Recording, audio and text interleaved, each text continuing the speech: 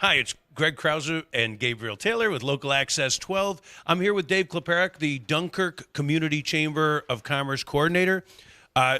Dave, Chamber has been a great partner with the city of Dunkirk. Tell us some of the activities we should look forward to in 2018. Okay, thanks, Greg. Well, first of all, we're glad to be partners with the city of Dunkirk because they do a tremendous job.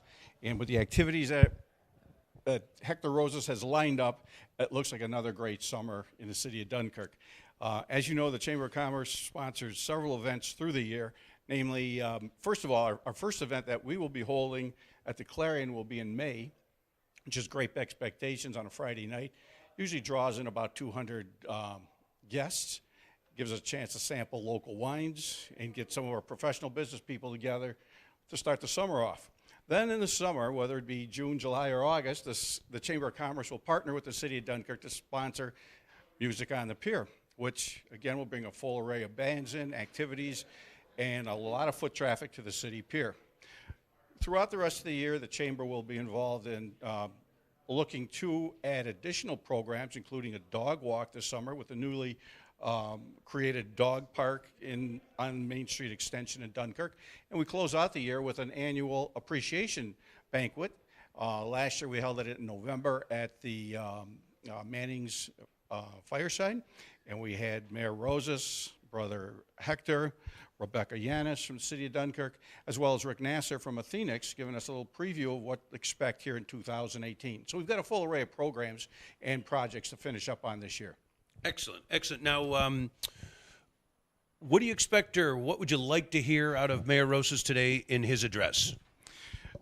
Well, given the fact that Mayor Rosas is a hard-working guy and he's done a lot of things positively for the city of Dunkirk, and I will say past administrations have worked very hard as well, but the mayor has poised himself. He's in a position right now after 2 years of hard work with Athenix. I remember when the governor came to town here in February of 2016, we're finally seeing some fruition from that event. And I think some of the city residents are going to feel much better seeing something taking place with the Athenix project. Also with the repowering of the NRG plant, brings a lot of hope and happiness to the waterfront again to see that plant working.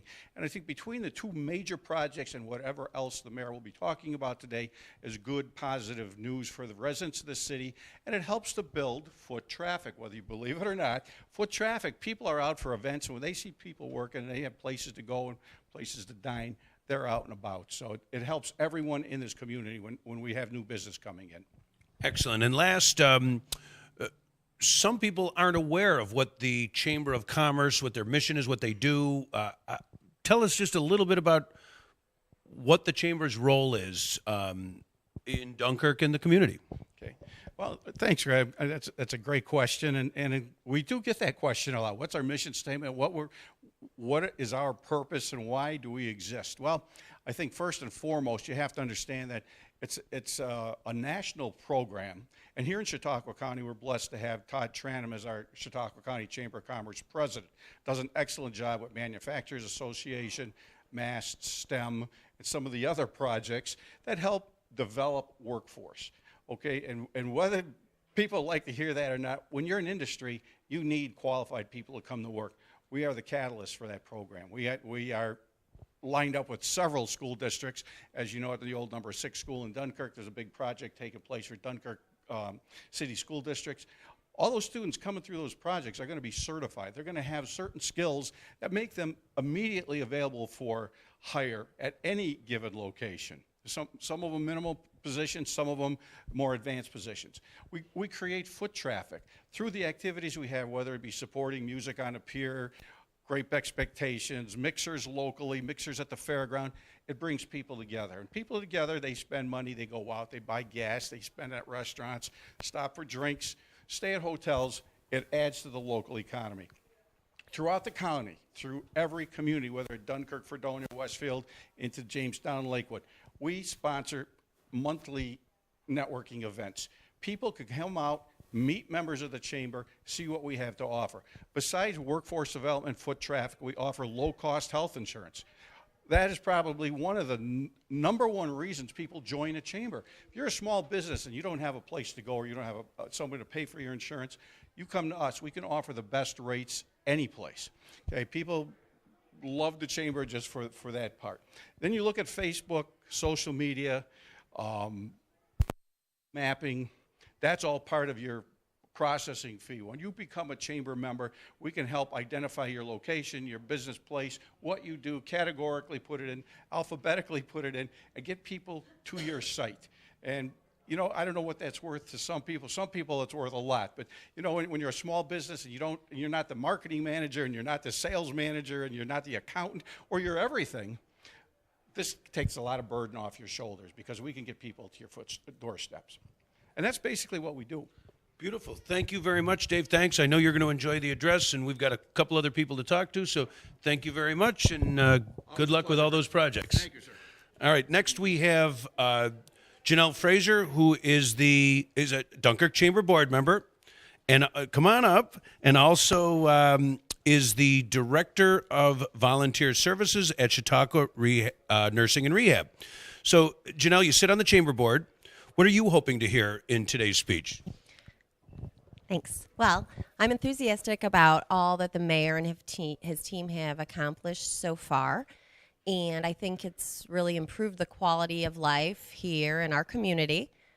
I'm excited for the job opportunities, the spin-off jobs, and everything else that the Athenix project has to bring. Excellent.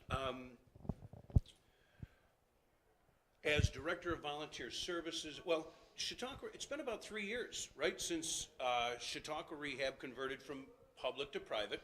How's that transition gone? Well, we believe that it's gone as smoothly as possible. There's been no interruption in service, and we continue to strive to maintain our quality measures and improve every day. Chautauqua Nursing and Rehab is committed to the Chamber's mission to improve the lives of people in the community. Now, how about employment opportunities? How many folks work at your facility now? We have over 300, so that's an increase of 100 since the transition from public to private. And hey, everybody wants jobs, right? We love the Athenix you talked about and how that's going to spin off. But how about at your place? Is there any job opportunities coming up? Well, I'm excited to say that effective earlier this month, we went live with our own in-house laundry facility, which created both full-time and part-time positions. In addition to adding jobs, we're also offering paid training for New York State Nurses Aid certification, and we also have an exclusive tuition reimbursement program for any new nurses. So that's very exciting. Very nice, very nice. You are the Director of Volunteer Services. Go ahead and give a shameless plug. Yes, I will. So I'm always looking for volunteers. It's great to come down and help and give your time, and it means so much. Excellent. Well, thank you very much. Enjoy the mayor's address, and thank you for everything Chautauqua Nursing and Rehab does and what you do for the chamber. Thank you. Thanks. We also have a couple of department heads with us. Key folks. Randy, if you could come on over. We have Randy Woodbury, who is the director of. Well, you're doing double duty, right? So, as director of public works and city engineer, is that? We have a new city engineer, but it takes a team to do it. So we still do the engineering, and we do it together. And that's the whole goal behind Team Roses. He's very much a team player, and he involves former mayors such as yourself. You're on his team, and that's what makes a team strong. Is that by having everyone. We have a picture of the mayor with Governor Cuomo. He's very tight with him, and he's been able to bring funding into the city and a lot more activity. He's a leader with boundless energy and boundless goals and boundless love for the city. Shares it like yourself. And I know public works is very important to him, and that's why your position is. Any plans from the public works side that we should be looking for in 2018? Very many. And I tell you what, the interface between Public Works and the Department of Development, which is kind of like the flagship department, in my mind, so far, the mayor's rebuilt that first, and then he wants to do some improvements everywhere else. And we want, so Public Works wants to get up to speed and be as organized and as energetic as development. So Rebecca, you've done a wonderful job. and we want to, we've worked a lot of things together. We have a lot of plans that we're going to do together. We have improvements to the water plant and wastewater plant, which are number one. And the mayor has been able to get Dunkirk categorized as a hardship community. The state has not recognized it as such, but we really have to recognize that we are. And because we are, we're eligible for a $9 million project at the water plant, where $3 million of that from the state's going to be a grant, and $6 million of it's going to be a zero interest 30-year payback. We have a very similar financing project from the state at the wastewater plant. It's essential that those two plants get up to tip-top condition for things like Athenix that can bring up to 900 jobs. So Public Works, I think, is more sensitive to its place in the big picture, maybe because of Mayor Rosas' leadership in drumming that into us. So we've been happy to do that. So we're going to build, those are the big ones. The connection to the North County Water District will be selling water to Brockton, to the state prisons in Brockton very soon. They're putting the pipe in as we speak.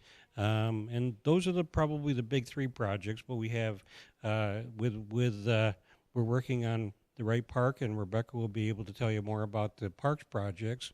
And we have a dog park that is, even though it's a relatively small monetarily wise, it's a very important aspect that we've added to the city, and that creativity that really gives us a lot of energy.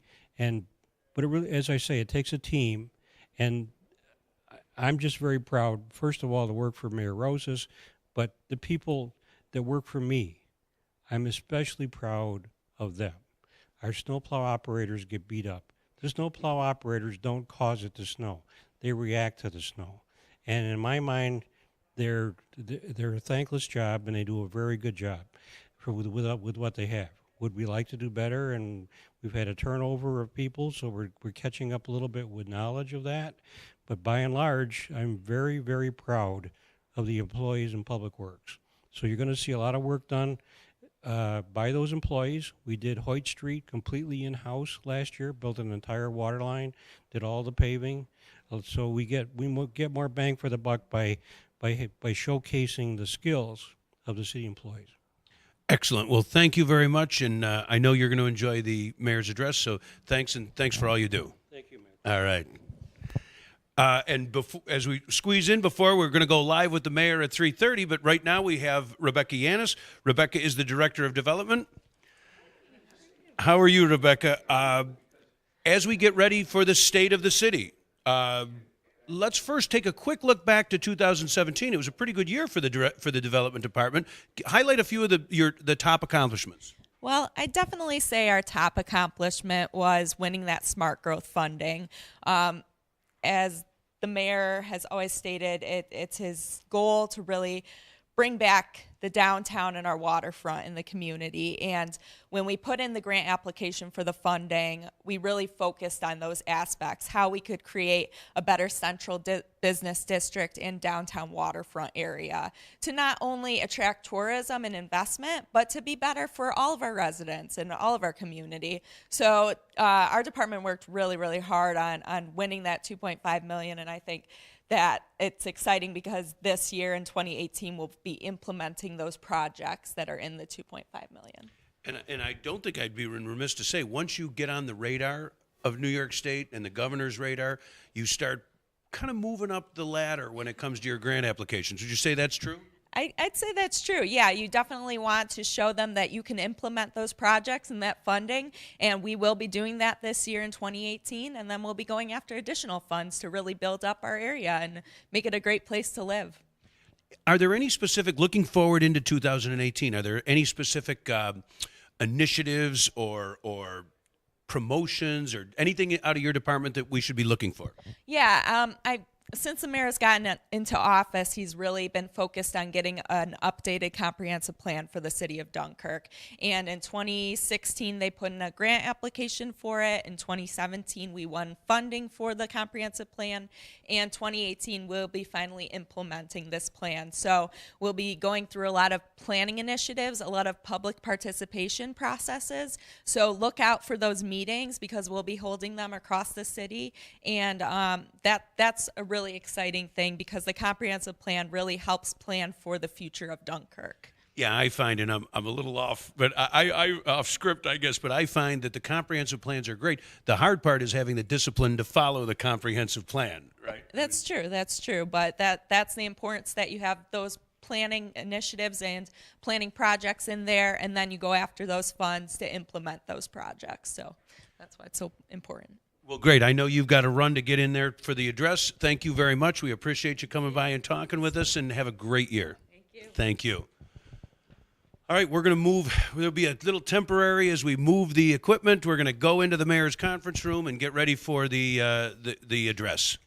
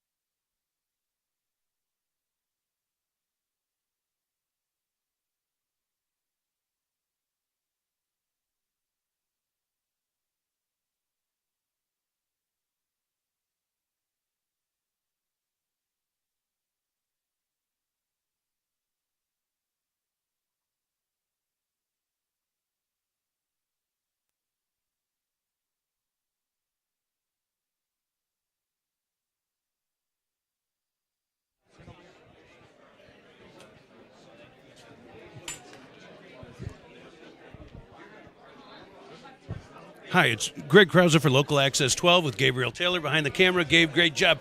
We just finished up in the mayor's conference room with a couple of interviews, and now we're going to turn it over live so that you can watch the second state of the address. Mayor Rosas, I know that there's some nerves and planning going on. I can remember these days. I'm sure that Mayor Rosas has done a lot of preparation. He's talked with his department heads. He's put this together because he's really laying out his agenda for 2018. I'm assuming we'll see some look back. He'll put some of the positive accomplishments of 2017 and then roll right into where he expects to be. It really does set the tone for the year, and I'm sure it's going to be great. We're going to have... Posting the colors today will be the Dunkirk High School JROTC. I know that they do a great job. It's a very active group over there, and so we're happy to see them. You see most of the department heads. There's a lot of community folks here. We interviewed a few chamber people either. We got Todd Tranum in the house from the Chautauqua County Chamber. I saw Dan Reiniger from Lakeshore Savings. So as we look around, we've got the press. John D'Agostino sitting front row so that he doesn't miss a darn thing, right? And Dave Raleigh from the radio station. So we've got all of a lot of folks here to see what the mayor's going to have to say. And again, very excited to get this rolling.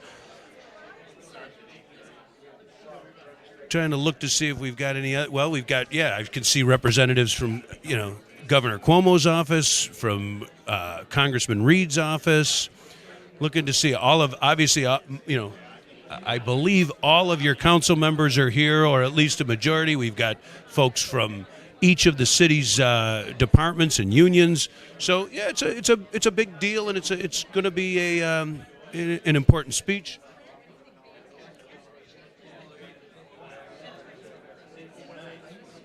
After I know that after the presentation, I'm hoping to get a quick word with the two new councilmen that are here. I'm not sure. I've not had a confirmation. I've left a couple messages for Sean Heenan. I haven't got a confirmation. Mike Civiletto has confirmed. We'll have a quick interview, and then we'll talk to Willie to kind of do a synopsis, to Mayor Rosas to do a synopsis of his speech today. So without further ado, we'll turn it over to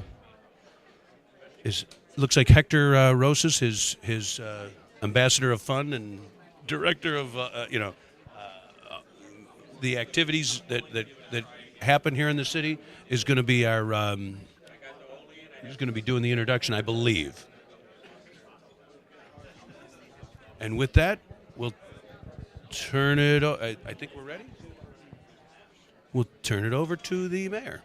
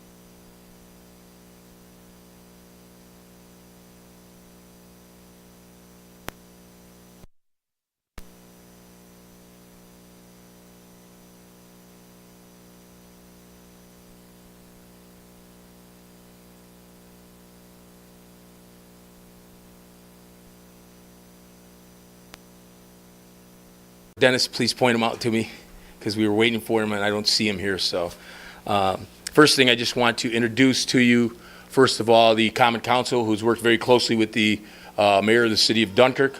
So at this time, I'll introduce the council who's with us here today. First Ward Councilman Donald Williams.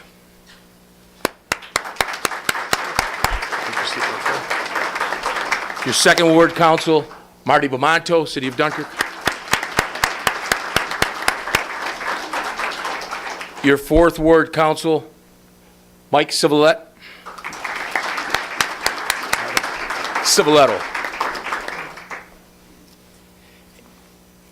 And at this time, I'd like to have the color guard from the ROTC Dunkirk High School come up.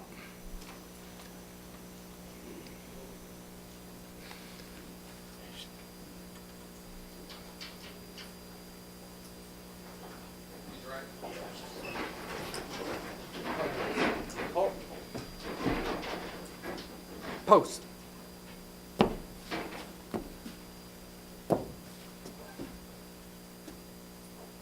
On seat. Colors.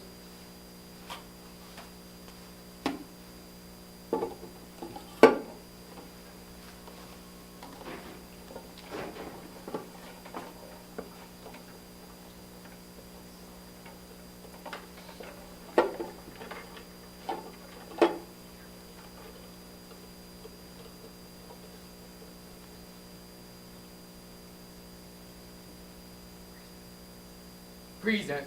Arms. Order. Arms.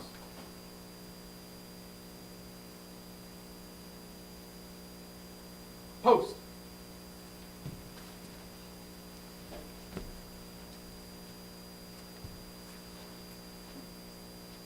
Forward. March.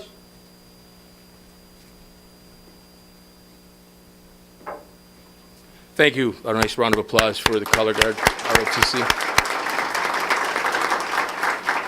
So at this time, Father Dennis would be doing the invocation. I don't believe he's in the crowd. You may sit. If I could have Andy Gonzalez come in. I know he's a church-going man. There he is. How about a round of applause for Andy? Thank you.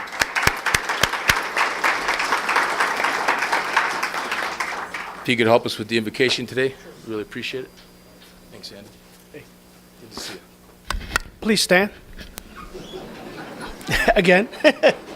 And let us pray. Heavenly Father, we thank you for the opportunity that you give us to be present here today in this momentous occasion.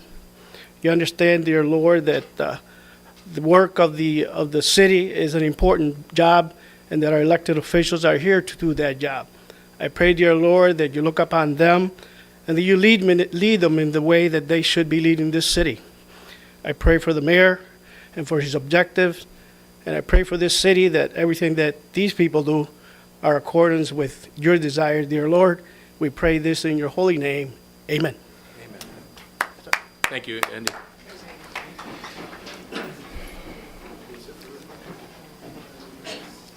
Well, I have to get you back up so we can say the Pledge of Allegiance now.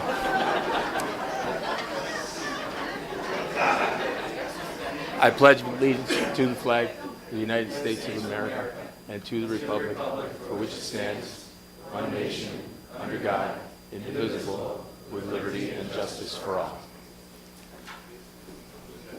And now, performing the singing of the national anthem, Marjorie Bone.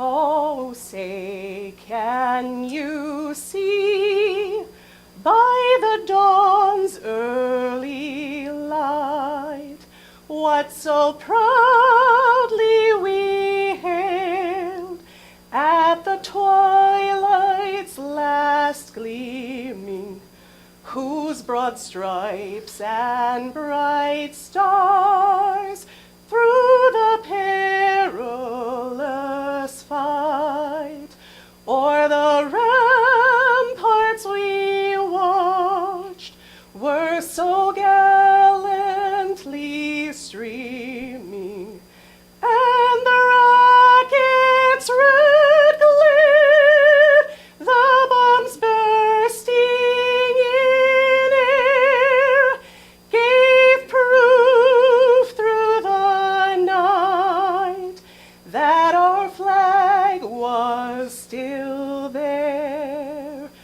Oh, say does that star-spangled banner yet wave o'er the land of the free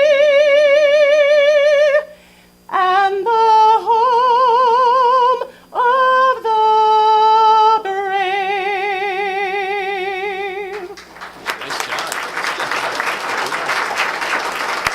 Nice job, Marjorie. Thank you very much.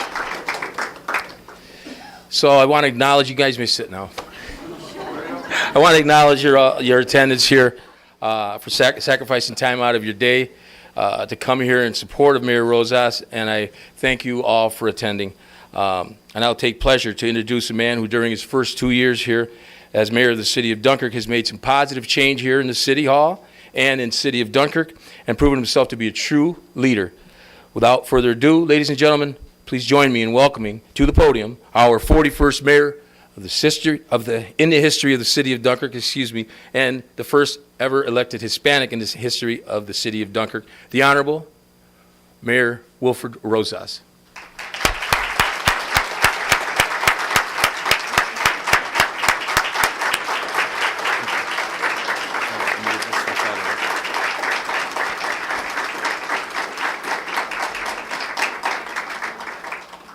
Thank you. I'd like to welcome everyone here to City of Dunkirk Common Council Chambers for our 2018 City of Dunkirk State of the City Address. Before I do start, I just want to let everyone know that our office has received many inquiries and lots of excitement about progress on things that we've been doing back in 2017, as well as plans for our 2018. So that's what today is about. And before I start, I'd like to acknowledge the presence of some of my colleagues in government, as well as elected officials, and just some friends that are here.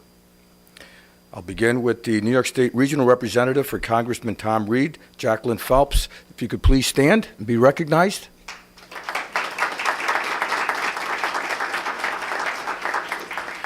Our New York State Regional Representative for Governor Cuomo, Laurie Cornell.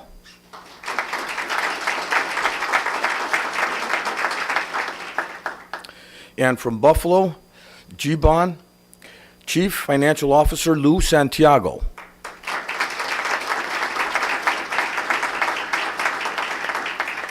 Also from Buffalo, G-Bomb Health Enterprises, Chief Executive Officer Mr. Ralph Hernandez.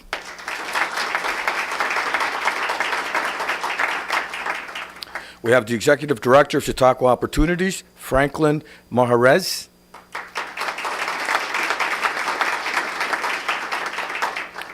From the Athenix Corporation, Ms. Teresa Baer.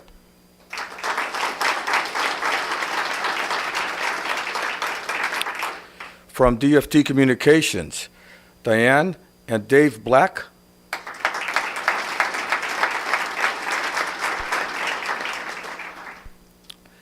Chautauqua County Department of Mental Health, Jose Quinones.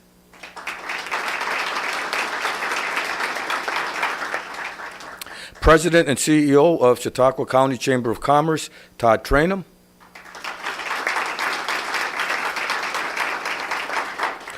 My colleague in government, Town of Dunkirk Supervisor, Richard Pearl. CEO of Lakeshore Savings Bank, Dan Reininga. From ECR International, Steve Lilly.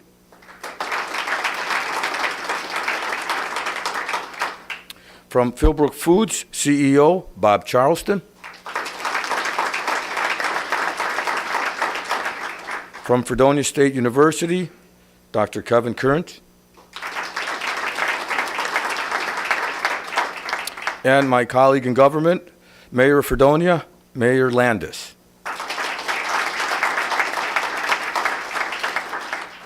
Our City of Dunkirk City Treasurer, Mark Woods. And ladies and gentlemen, I'd also like to introduce to you somebody who's very special to me, happens to be here with me today, my mother, Rosalia Rosas Valentin.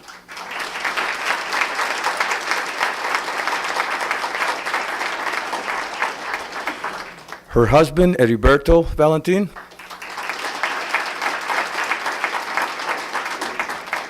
My lovely wife, Rosita.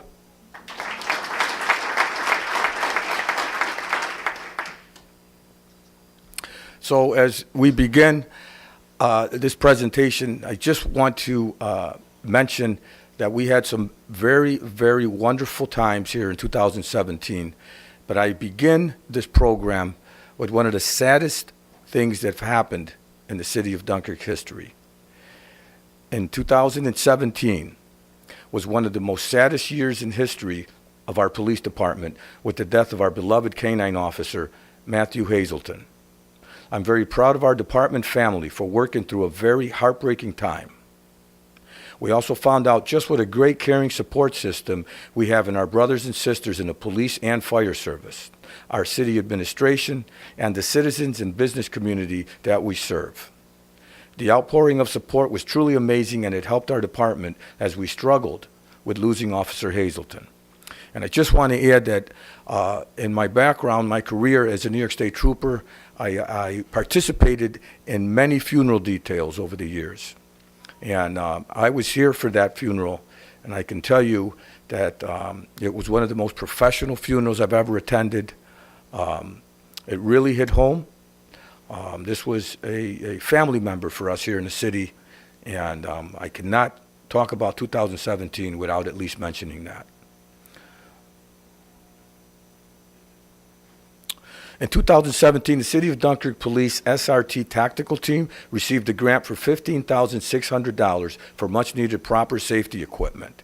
We continue to work in our police department to fight the drugs issues that we have in our community, and we'll continue that fight. Working with the police chief, I have been able to budget for upgrades to our communication center as well as additional security upgrades throughout City Hall, which we plan to complete in 2018. One of the saddest things that I've experienced since I've come in as mayor, I worked with the state police. I know what the setting is supposed to be for a police department, and I know that we have been out of compliance in many ways in our police department. Kudos goes to our guys who have to work in that environment. The good news is that we're going to be changing that. We've budgeted some funds in 2018 to address some of these issues, and the chief is working with our engineers to ensure that we have a good plan in place, and I will try to support that budget-wise as much as I can. Our police continue to reach out to our community We provide community service in many ways. I encourage that. Our National Night Out had the largest crowd in years. We coordinated with city departments to provide safety for our Dunkirk Air Show and the 4th of July celebration. We have been increasing the amount of events that we have in the city here, and our police department is always a huge part of any event that we have.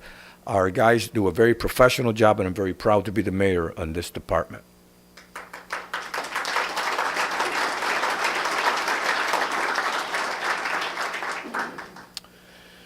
Our fire simulator training trailer was put into service in the city of Dunkirk. The fire training grounds in the city of Dunkirk provides live fire training exercises for not only city firefighters, but firefighters throughout the county. And ladies and gentlemen, we have firefighters from all over the county that come to the city of Dunkirk to receive training. That again is something that we're very proud of, and we're going to continue to support that training. In 2017, the Dunkirk Fire Department partnered with the American Red Cross and completed the programs to supply smoke alarms to city residents. Partnerships were also made with the Amanda Hansen Foundation to provide free carbon monoxide alarms to residents.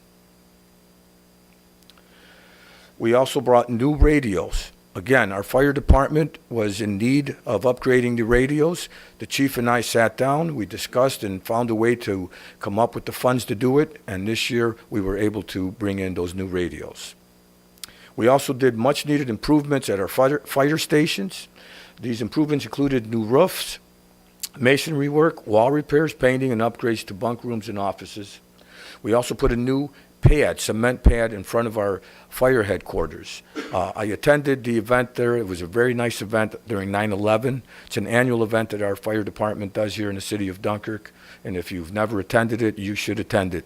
But I attended it, and I noticed then and there that we needed to do something there. So very proud that in 2017, we were able to do some of these upgrades. What that's done, it has improved the morale in our fire department. Our chief has reached out to me and advised me that the morale has really improved there. And in fact, today I received a text message from one of our lieutenants there who, again, was impressed with the work that's going on there and the way that the morale has changed.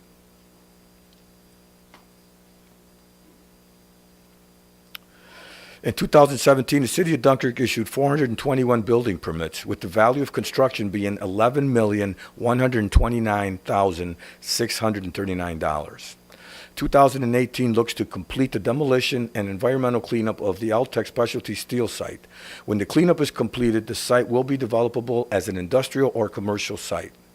New York State, when this is completed, will have spent $5 million on this cleanup. This is a brownfield site. We're looking to develop it. We are also awarded $300,000 to include this as one of the sites that we're going to be marketing for future development in the city of Dunkirk.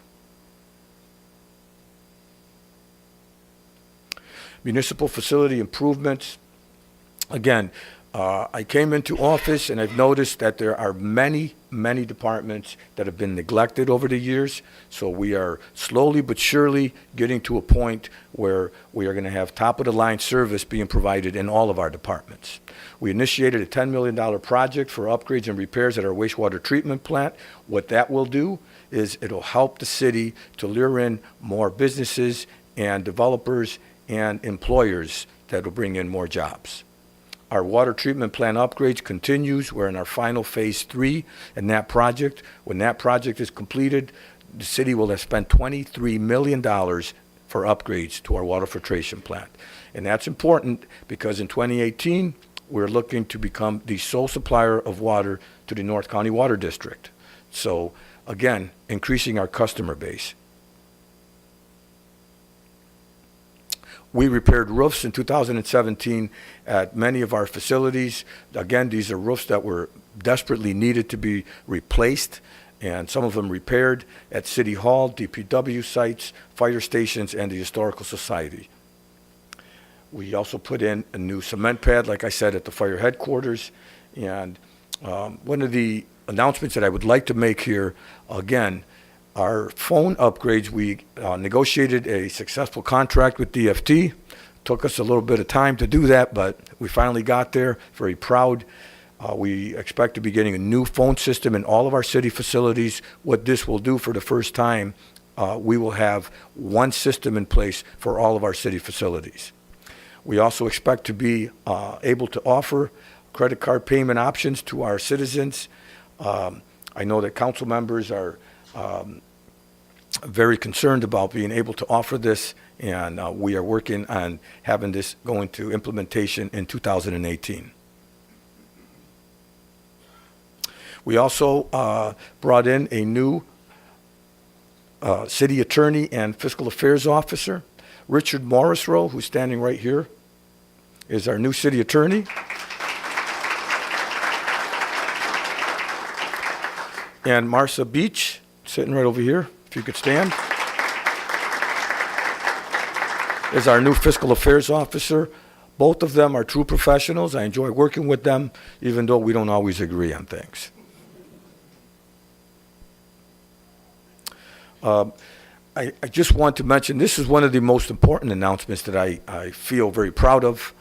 In less than 2 years, I've been able to successfully negotiate all the union contracts in the city. When I came into office, we had union members who had not had a contract in almost 10 years. That is not good for the city, and it's not good for the morale of our staff. So we were able to successfully negotiate these contracts, and I can tell you it was definitely one of the hardest things I've had to do since I've been into office. But I'm very proud that we were successful in negotiating these contracts, and I can say to you that every member, every union member of the city staff is under contract today.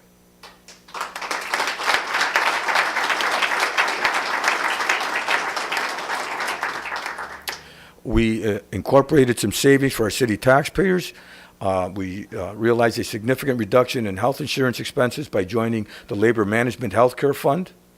An insurance consortium agreement was reached to save the city $125,000 in 2017 and $300,000 over the next 2 years. And again, this was something that had not been done. We had to get the unions, all of them, to agree on this, and we were able to accomplish that. I would like to publicly acknowledge the help of the union leadership and the membership, because without their help, we could not have accomplished the savings for our city taxpayers. So again, kudos to the union.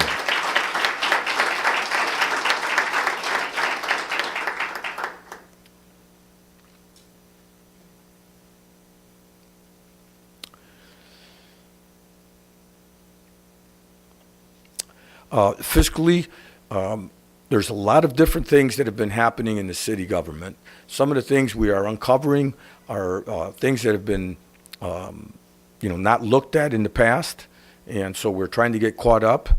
We're trying to be in compliance, and so this is a nice announcement for me to say to you that when I first came into office in 2016, I brought in some policies, protocols, and procedures. Some of these were hard to implement. I had to get our management team on board, and they came on board. The ultimate result of these changes ended in our 2016 audit, showing that the city finished the year in the black by over $1.3 million, ladies and gentlemen.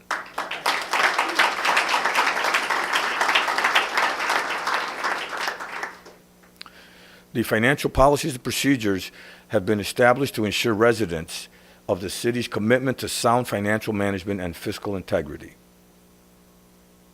Our goal for 2018 is to continue to reduce our interfund balances and keep strict control of the city's budget through positive implementation of our policies and procedures. So when I came into office again, I realized right away that one of the things I needed to do as mayor was build relationships. And I've been building relationships statewide. I've been building relationships in many different entities, including education. I've been building relationships at the county level. I've been building relationships with our federal representatives, our state representatives. And when I go to Albany, I make sure that I meet not only with our state elected officials here, but I meet with other state elected officials that represent other areas of the state, simply because there are issues. People don't know here that the Athenix project, when it first came up in the assembly, it didn't pass. And I received calls from different people who vote on that. These are assemblymen from downstate who called me and asked me about it. And I sent them some paperwork. I reached out to our assembly representative, Assemblyman Goodell, who was very helpful, I might add. And we provided the information, and we got that to pass. And that's what building relationships is about. So I'm very proud of all the relationships that I continue to build, and that is something that I will be working on, continuing the network of building relationships. In conjunction with New York State Governor Andrew Cuomo's office and the City of Buffalo Mayor Byron Brown's office, my development team was able to secure $315,000 in medical supplies to be shipped to Puerto Rico after Hurricane Maria. And clothing and food supplies were also sent. Ladies and gentlemen, we reached out to a local business owner, Agricultural Transport, and he was very helpful. Our Special Events Coordinator, Hector Rosas, reached out to a friend of his, and we were able to get much needed medical supplies to the island of Puerto Rico with the help of Andrew Cuomo and our National Guard. I stand very proud of that. The city of Dunkirk was recognized regionally for our participation in the relief effort for the victims of Hurricane Maria in Puerto Rico, and I can tell you it was a very proud moment for me and my staff.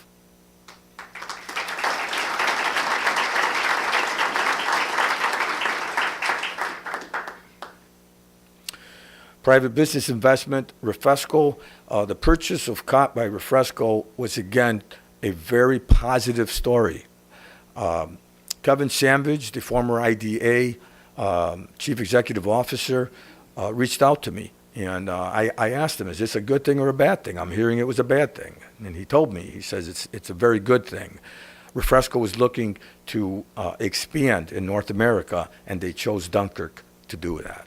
So we look to, this is a good thing. We're looking forward to working with Refresco. We've already reached out to them, and good things are coming.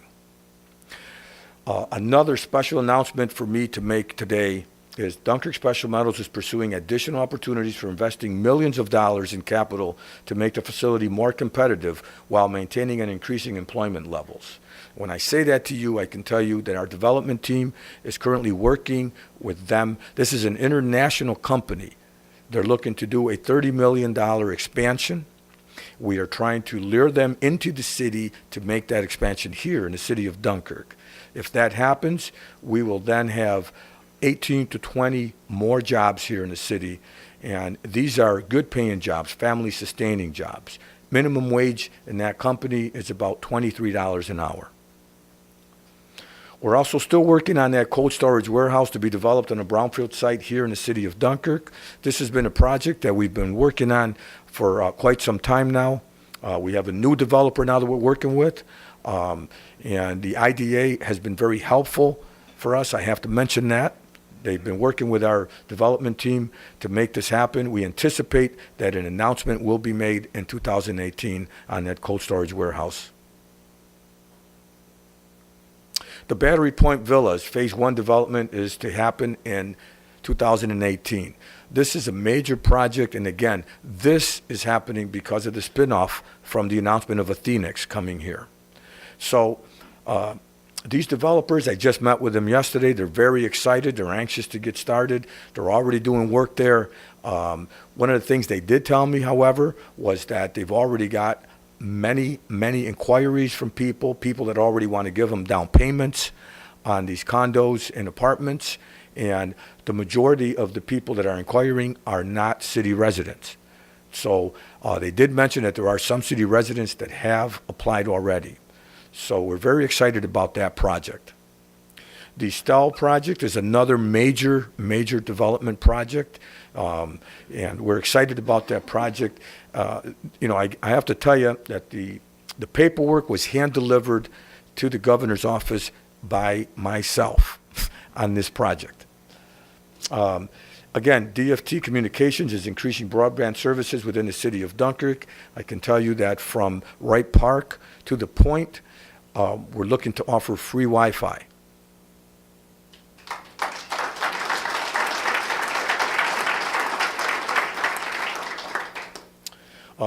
Again, in 2017, we had a business, Kettle and Keg, opened up. In fact, I'm happy to announce that this coming Friday, a week from today, at 5 o'clock, there's going to be a grand opening there. Everyone is invited to attend. I, of course, will be there for that grand opening.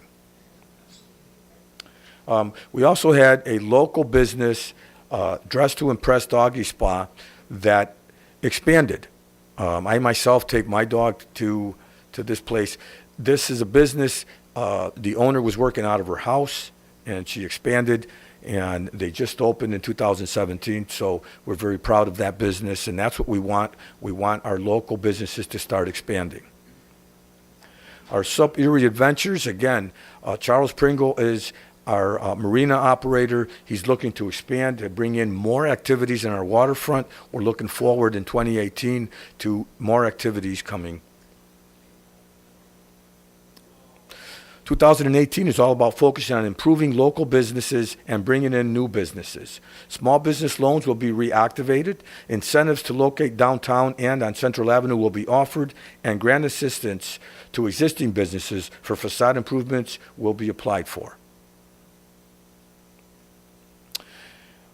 The Lieutenant Governor was in town just a few weeks ago. She was asked about the NRG, and she stated that they are going to repower from coal to clean natural gas. That's a huge announcement. We're looking for that to happen around 2020. One of the biggest things that we accomplished in 2017, again, very proud moment for me, and kudos to our city attorney. It was one of the first deals that I had him work on, and he was very successful. It was the Burgess property. What people don't know was that the city of Dunkirk was being foreclosed on that property. We had purchased the property years ago, and we were in default for not making payment on it. We were able to work out a deal with our marina owner.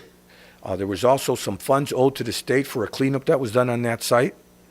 So the city would have been in the hole for about $500,000. We were able to successfully negotiate a deal. We sold that, and the marina owner is promising huge development on that site. So we're very proud of that.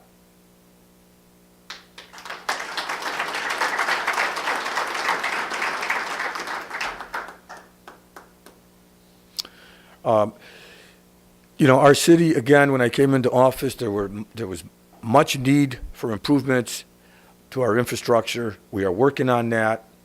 We have two major projects going at both our water plant and our water filtration plant, but we are implementing the $600,000 grant for improvements to Wright Park. That was a grant that we've been working on for years now in the city. It's finally coming to fruition. We expect that project to be completed by Memorial Day of 2018. We also received $500,000 last year for improvements to Point Gracia Park. That project is also in construction mode right now. We expect that one to be completed by Memorial Day 2018 as well. We also completed, we purchased new playground equipment through CDBG funds for Kosciuszko Park, and that project has been completed in 2017. We also obtained $10,000 for a dog park from Purina, and I have to tell you, I have to thank Ron Bowers and his people over there. They've been very professional, very nice to work with, and we now have, for the first time, a dog park in the city of Dunkirk.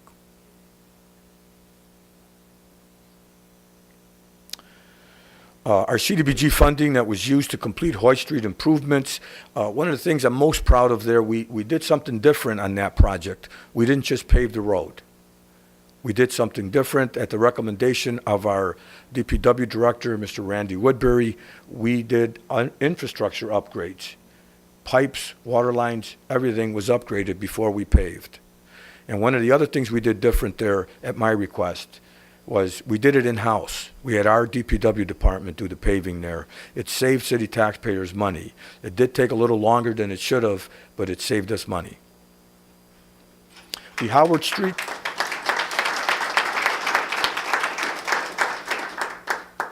The Howard Street culvert will be completed in 2018.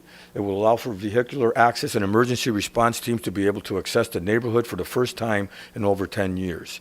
Again, this is a $750,000 project, which is being funded through Bridge New York.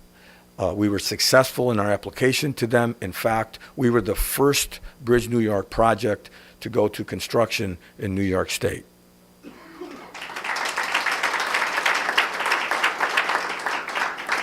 We are continuing our repairs at Crooked Brook Culvert. And one of the most exciting announcements that was made in 2017 was the Northern Chautauqua County Water District groundbreaking. Again, we're looking at 2018, this project coming to fruition, where the city will again be selling water to the district. 2017 brought a major win of $2.5 million in smart growth funding through the Buffalo Billion Phase 2 to revitalize Dunkirk's pier, harbor, and waterfront, as well as implement the physical central connection between the city, SUNY Fredonia, and Village of Fredonia. These are projects that we've been working on for a long time. To receive the $2.5 million was a major accomplishment. We are aggressively looking to get into construction mode. Our development department is working very hard to get these projects moving. We're on a timeline, and we want to meet that timeline. Our planning and grants, our BOA Phase 2 plan was finished and completed, and the city of Dunkirk will be designated as a BOA community in 2018.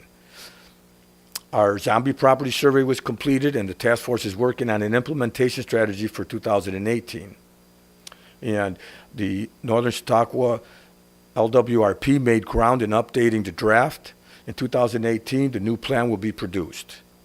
Our comprehensive plan will be developed in 2018. These are very important things. Before you go into implementing and planning, you have to have a plan in place. And we have not had a plan in place for over 20 years. So this comprehensive plan is very important to our future here in the city of Dunkirk.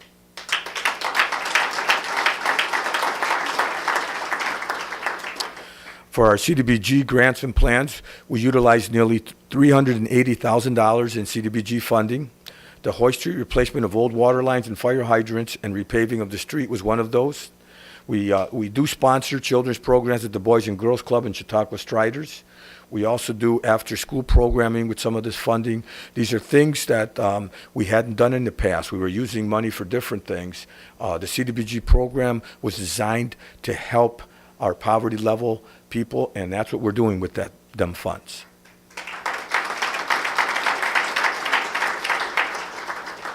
We've established emergency home repairs for residents and housing rehabilitation for residents. We've also established closing costs and down payment assistance for first-time Dunkirk home buyers. And we have successfully done that already on several occasions. We reached out to CRIC, we partnered with them, and they are administering that program for us. The 2018 expected projects and programs, as you can see, we have many programs that we are looking to do. Again, using CDBG funds for these programs will help our city to progress.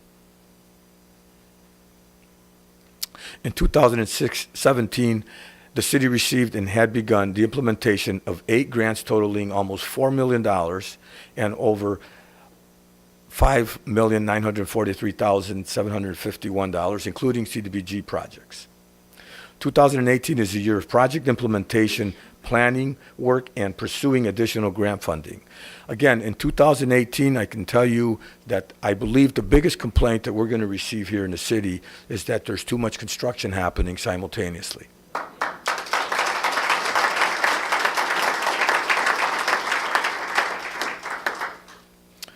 Our youth and recreation, we had Camp Gross, a very successful year for Camp Gross.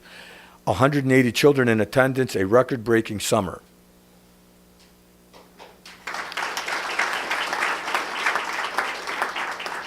We began a new men's slow pitch fall league, over 150 players and 10 teams. This, again, was something new. kudos to Ryan Hall. He's done a wonderful job, been working very hard and putting in the time. And for the first time ever, we had a 3-on-3 Jam Fest basketball tournament right here in front of City Hall. It was very well attended with over 70 participants. My son actually played in it, and the only thing he didn't like was that he didn't win.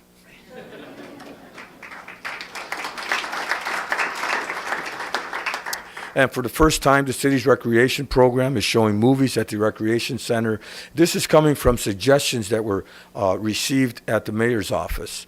People wanted to see movies, and so we were able to do that. Now we're doing them at least once a month, every month. And the city of Dunkirk has once again received national recognition for its uniquely superb walleye fishing tournaments and derbies. The city is supporting these fishing derbies, and we want them to continue to grow. Our festivals and events, in 2017, we put up an LED sign at the boardwalk to promote City of Dunkirk events. Our special events coordinator, Hector Rosas, received Community Impact Award from the United Way. And the City of Dunkirk was awarded Business of the Month by Dunkirk Chamber of Commerce for record attendance at its festivals and events. Our Music on the Pier has become the largest draw in Chautauqua County, surpassing the 1 million mark.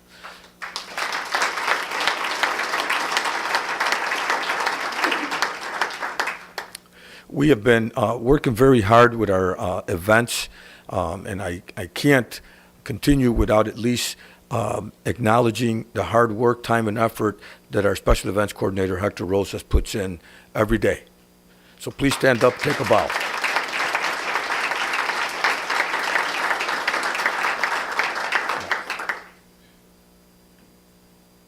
The Great Lakes Experience was brought back to Dunkirk after 2 years. We had over 45 exhibitors there, and it was attended by over 2,000 spectators.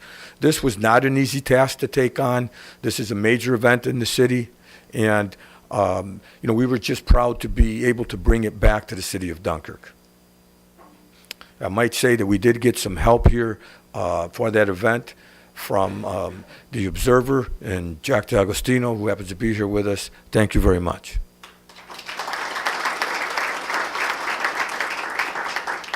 Again, we had our Spring Fest. We brought the Edward M. Cotter fireboat here.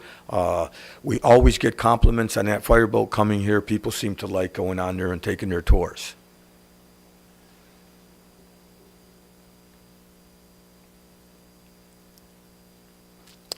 Again, we had our Music on the Pier, where we gave out a trip for two to anywhere in the United States and the Shorewood Country Club membership giveaways. The season finale ended with fireworks display for the first time in the history. And these events were very well attended. We received a lot of recognition, a lot of compliments on these events. The only complaints that we get usually is that more bands want to get a chance to play on our venue. The Dunkirk Lakeshore Air Show, I can tell you, was a huge, huge success. We drew in many people, but not only that, the air show was a huge event countywide, and we received a lot of compliments on this event. What I can announce so far this year is that in 2018, we will not be having an air show. We are looking to have a much bigger event than the air show. So stay tuned. We will be making an announcement very soon. The July 4th celebration, again, was a very successful event. It's probably the most consistent, successful event that we have in the city, and I have to thank all of the sponsorship that we receive. City of Dunkirk is very grateful to have businesses that support our events, and again, I just say thank you to all the sponsors.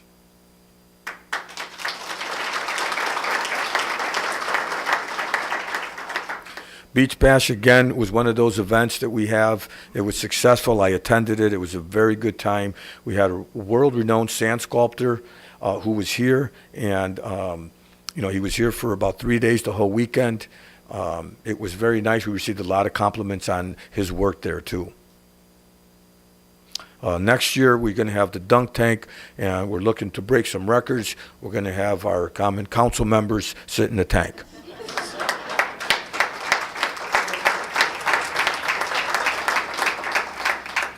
The Picnic at the Point was something new that we started again.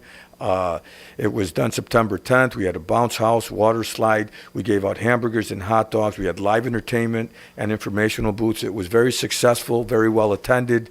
And again, we catered to the children in our community, and a lot of them did show up with their parents.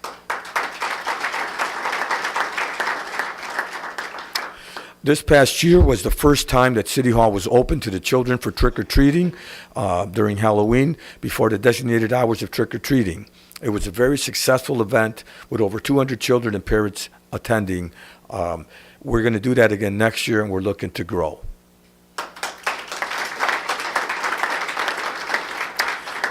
November 25th, we had Small Business Saturday. We also had a tree lighting ceremony. Both of those events, again, very successful, very well attended, and we're looking to do that again next year. Friday, November 17th, we held the inaugural Farm to Table fundraising event. Kudos to our Deputy Director of Planning and Development, E.J. Hayes, for a job well done. I attended that event. He raised over $500 to support the 2018 farmers market season. Over 70 guests attended, with Studio D Catering providing a wonderful menu. Things to look forward to in 2018. The connection of the North County Water District is again a big, it's something that has never happened before for communities to work together. And the North County Water District will prove to save taxpayers money, and the city of Dunkirk will reap the benefit of adding more customers to our base. We're going to be looking to work with other municipalities on shared services. You know, with the issues of taxes coming from the federal government and the initiatives that our state governor is taking, we're going to need to work with our neighbors to do shared services to save our taxpayers money. That's definitely got to happen. We need to be better at sharing services. There's a lot of different ways that we can connect, and I'm looking forward to meeting with our neighbors and leaders so that we can continue to do that. An opioid center is definitely needed. Last year, I came out there in the State of the City address, and I mentioned that we are working on trying to get an opioid center here in the city of Dunkirk. Well, this past year, in 2017, I went to Albany. I met with the commissioner of OASIS, which is the Office of Alcohol and Substance Abuse Services, and she's assured me that we are going to be having an opioid clinic here in the city of Dunkirk in 2018.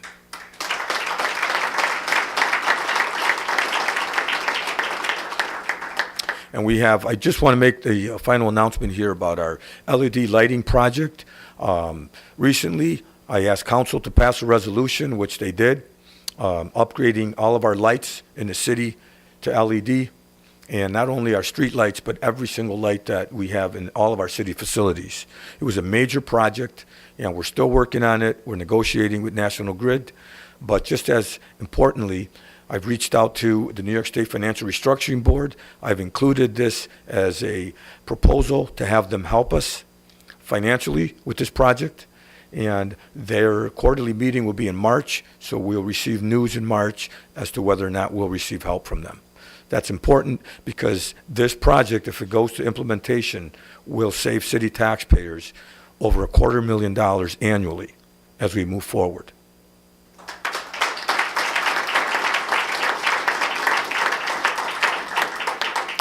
So, ladies and gentlemen, this concludes my portion of the State of the City address here in 2018. I again want to thank everyone for taking time out of your day to come out here and listen to me speak and brag about the wonderful things we're doing here in the city of Dunkirk. And I'll now turn it over to our Special Events Coordinator, Hector Rosas. Thank you.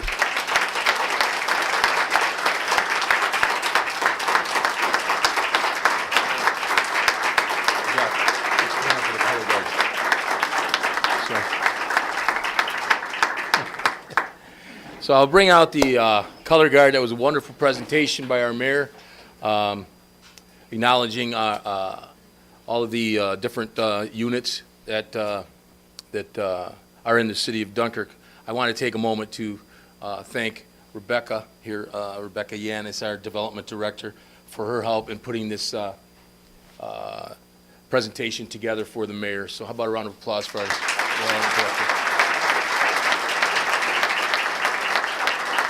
And now, I'd like to call the color guard back up so that we can close this.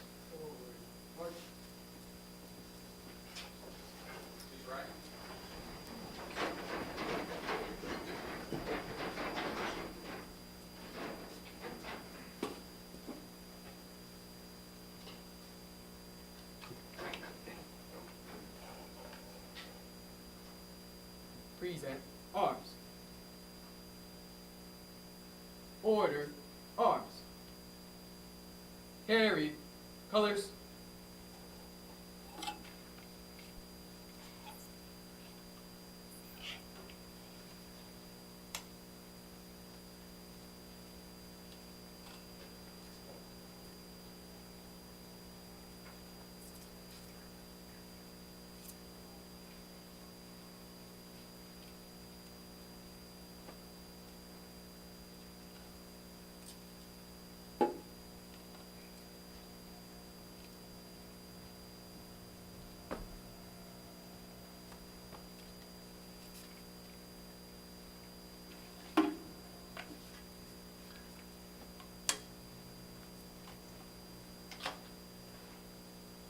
About face.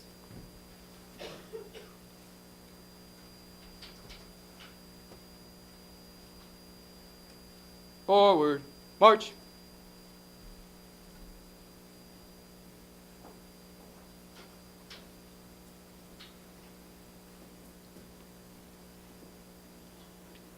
Thank you. Round of applause for our color guard. I want to thank all of you for coming down. The social media, the TV media, newspapers, all the press. I really want to thank you all for coming. Have a good afternoon. Now the mayor will be available for the interviews, and that'll be taken in the mayor's conference room, I believe, okay? Thank you, guys.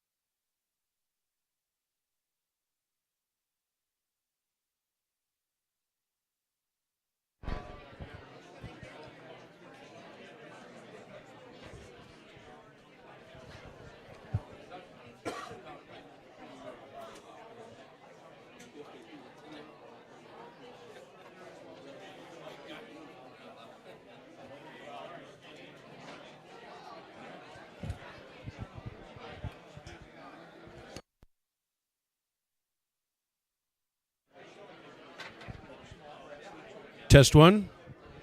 All right, we've just finished the mayor's address, and as Mayor Rosas meets and greets, we wanted to grab our freshman councilman, councilperson Mike Civiletto. Mike, a whole 2.5 weeks on the gig. How's it going so far? It's going really well. Working really hard to just do what I can to make a difference. I've been in here probably 7 or 8 days, working 4 or 5 hours, just trying to figure out what I can do to help move the city forward. As you listened to the mayor's address, were there any specific things that you heard that were more exciting than others? Really, the stuff that I didn't really know about. Some of the businesses that were going to come in, and some of the ideas that he had for jobs in the city. That's always a good thing to hear. I myself am personally really worried about the housing stock in the city and what the housing looks like to new residents coming in. Some of that has been talked about with the condos coming in, and how we have new residents from outside looking to come into brand new places. But I'd like to figure out new ways that we can really make the city housing look better and be better for the residents of the city when they're here. So that's really one of my biggest concerns. Excellent, and on and that's a big picture on on a smaller scale, I guess, or a tighter vision, is there any one or two things that you'd like to say? Watch for this in 2018. This is what I'd like to accomplish, and will make you feel like I've got something done. And Really, I'm looking for suggestions. I've been working for the last 4 or 5 years with the economic department as far as just giving ideas about different things and really offering my help any way that I can. But I'm really excited about the construction that's coming in here and the new development of the between infrastructure and the park systems, and really giving the kids things to do here and giving them a reason to stay here once they get out of college, get out of high school, and wanting to come back to Dunkirk. I'm one of the parts of the generation, I graduated in 90, and a lot of my classmates left. And I was one of them. I left for almost 20 years, but something drew me back. So, and it was to come back to see this city come back to life. And I think we're in that stage right now. We're in that coming back stage, and it's going to be really, really exciting to see all the construction that's going to happen this year. And I'm hoping that a lot of my classmates and classmates that had, and from before and after me, that see all the things that are happening, say, hey, maybe Dunkirk's a good place to live after all. Maybe we're going to come back and, we're going to see that stuff, that we can have our kids here and be proud to be Dunkirk citizens again. Well, and certainly we see a lot of that happening. I'll tell you, it is crazy what a game changer the whole Athenix momentum is causing. Those jobs are going to create other jobs and spin-off jobs, and it does. I'll tell you, your whole housing stock issue probably hasn't seen the light of day for years, and now all of a sudden, with progress and growth, we're looking around saying we better catch up quick. Yeah, and a lot of people don't know this. We have the oldest housing stock in the United States.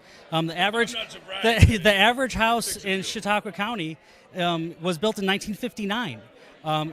Where I was down south in Charlotte, I lived in a house that was built in 1980, and someone asked me, "Oh, do you live in an old house or a new house?" And I said, "Oh, I live in a brand new house." And at the time, it was 2005, and they're like, "Well, when was it built?" I said, 1980. Like, oh my God, your house is ancient. Now, I grew up in a house that was built in 1920. Right. I thought that was a kind of old house. To me, an old house was built in 1890. So, we've got that mentality here and we also don't realize what new housing can bring and what people expect with new housing. So I'm really hoping that changes here. Well, good luck. I know it's like I said, you're still on that learning curve, and I'm sure you'll get some things done. You've always worked hard and done a great job. So thanks and good luck. All right. Thank you, Greg. All right.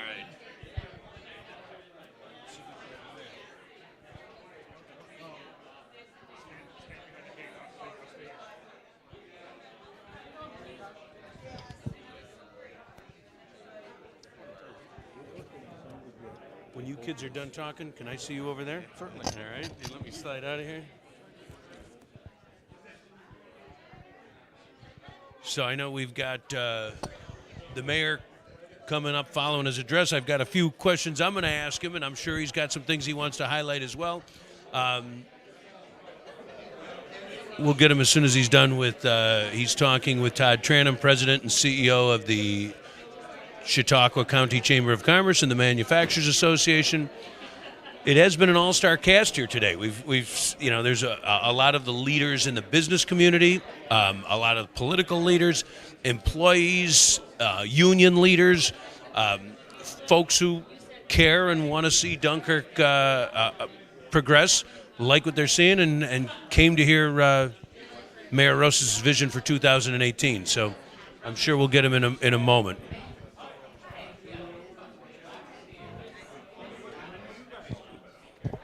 And as the camera pans, I know we see Margie Bone, who sang the national anthem. I think she was a class of 90, if I'm not mistaken, with Mike. I hope I get her in the wrong group but always trying to figure it out. But, the days of musical leads and things like that, I remember back when she was a student and did a great job. Again, the Dunkirk JROTC presented the colors, and both at the beginning and the end of the function today. It was hosted or emceed, or however we want to do it, by Hector Rosas, who has done so much with his special events and planning. I think it starts with, in many times, with the social aspects. Can I? Hey, Ned.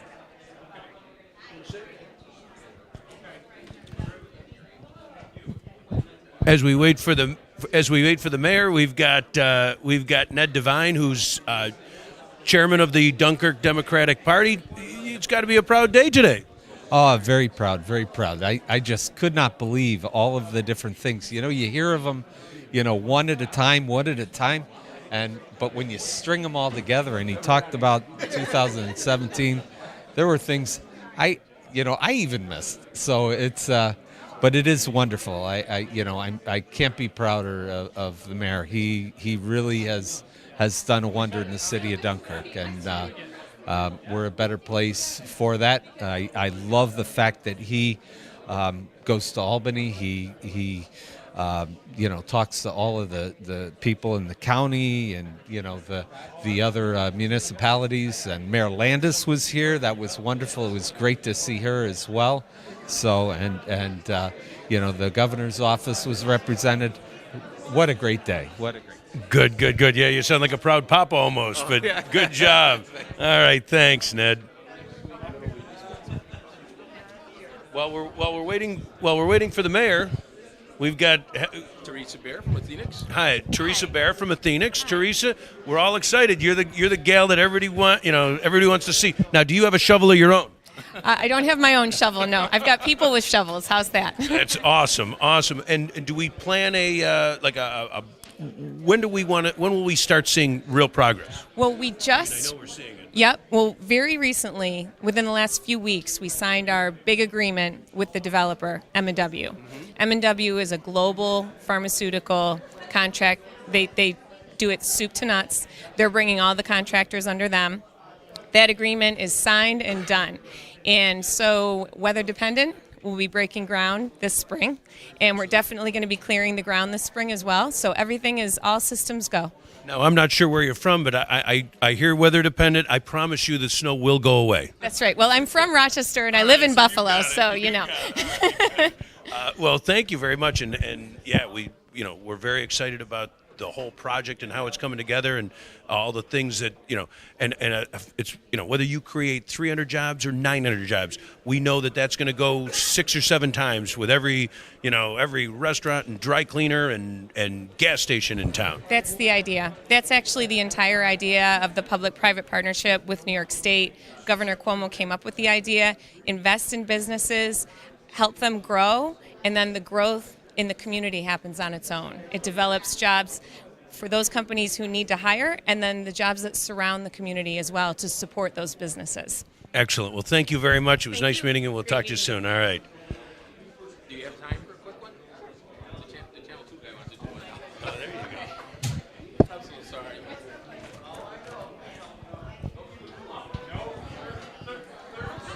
Mayor. I know. We'll keep it short, but great job. Holy crow, lots to talk about, huh? Yes, absolutely. Again, good things happened in 2017, and we look for better things to happen in 2018. I know one of the things I heard you talk about, I have a few stars that I wanted to, all union contracts settled. I know from sitting in your seat, that is a chore, and to have them all at peace at the same time allows you to do some very good things. Absolutely. This was beneficial to the city, and again, kudos to the union members who actually came to the table to deal in good faith. Some of them conceded some things, and again, without that attitude from them, we would not have been able to be successful. Now, one of the most exciting things I heard was the talk of the Opioid Center. Do we have any kind of news on timelines, locations, anything like that? Well, not as of yet, but we are working on that. I anticipate that within the next few months, this project's going to start flowing a lot more quickly. I loved your line. We're going to be upset that there's too much construction happening. I'll tell you that. We say that can't happen. It will, and we'll all remind everybody when they're moaning that they can't get down that street that it's just progress in progress. Absolutely, we are. Right now, we have about 5 to 6 projects that we're working on in construction as we speak. So 2018 is going to be the year that we go to implementation and construction on a lot of different projects. Phoenix is going to be worked on right across the street. The Village is going to be worked on. Our project at both the water and the wastewater, the pier project, the Point project, Wright Park project. We have a lot of projects going. It's very exciting. How do you feel now that I know there's a lot of preparation, a lot of time taken to getting ready to give your address? It's got to be you got to feel good right now. Absolutely. I'm just, again, I think it's important to get the message out to our public and our businesses. People want to know. I get inquiries all the time at the office, so this is something that should be done annually, and I intend to continue to do it. Excellent. Well, enjoy your weekend. Thank you very much. Great job. Thank you. All right. And for Gabriel Taylor, this is Greg Krause, Local Access 12, signing off from the Mayor's second annual State of the City address. Thank you.